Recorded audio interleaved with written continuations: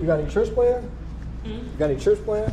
I don't have nothing planned yet right now. I know you gotta move. That's why I asked that. South Carolina. Normally we go, but I don't think we're going this year. Yeah, But they're talking about going to Chicago and Tennessee. I think like end of June or July. So those might be two if the girls really going. But I don't know. Only thing I know I do want to do, I'm probably gonna go to Atlanta probably in August. yeah. I got friends there, but Atlanta, I heard Atlanta lit. yeah, it'd be fun. It's fun. I went for the first time last year, so I'm like, I gotta go back and actually like do a lot more than what I did last year. I ain't do nothing. Now, how was I keep hearing people talk about the traffic and. Traffic is crazy. Oh, it's crazy. Traffic is all day there. That's like hard to get used to. Like inner city, downtown Atlanta is busy.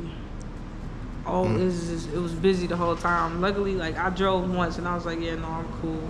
Like, Yes. it's definitely a lot of defensive driving. Like, Oh no, I'm scared of that. man, Yeah. it don't matter the time of day either. I went out at night. It was still kind of busy. It was a little slower, but Still busy at night. Yeah. You know, so how would it compare to Cleveland?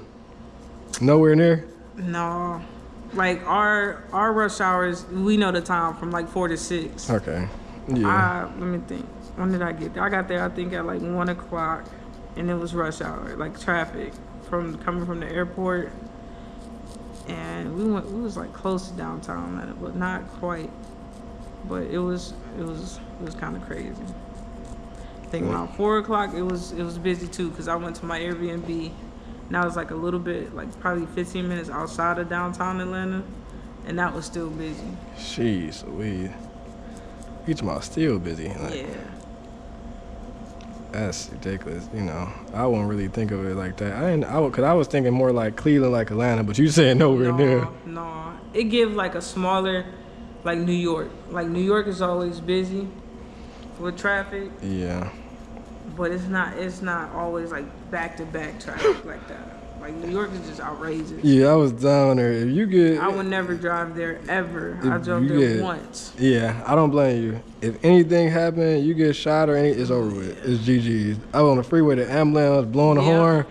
People not letting the ambulance. I'm like, what the heck? They won't let nobody. I would never drive there ever again. And then there's never anywhere to park.